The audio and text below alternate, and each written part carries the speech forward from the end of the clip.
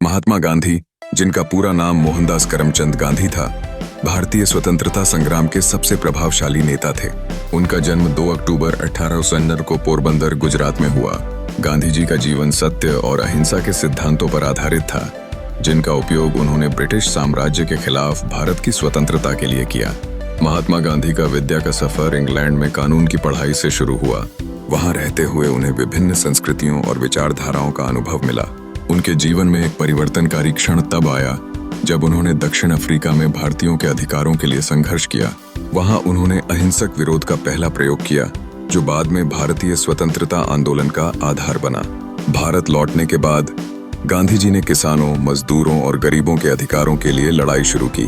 उन्होंने सत्याग्रह का सिद्धांत अपनाया, जिसका अर्थ था सत्य के प्रति अडिग रहना और अन्याय का सामना करना। उनका यह तरीका लोगों को प्रेरित करता गया और धीरे धीरे पूरा देश इस आंदोलन में शामिल हो गया।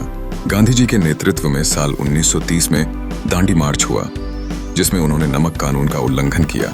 ये मार्च मात्र एक प्रतीकात्मक कदम नहीं था, बल्कि यह भारतीय जनमानस के लिए एक विस्तृत आंदोलन का हिस्सा बन गया।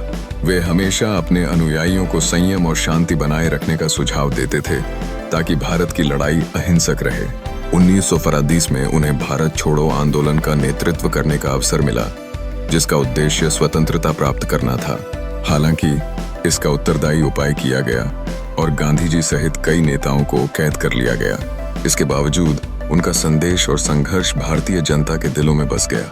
1987 में भारत की स्वतंत्रता के साथ महात्मा गांधी के विचारों की जीत भी हुई, लेकिन यह विजय उनके लिए पूरी नहीं हुई, क्योंकि उन्होंने अपने जीवन के अंतिम क्षणों में भी असमानता और धार्मिक संघर्ष के खिलाफ संदेश फैलाने का कार्य जारी रखा।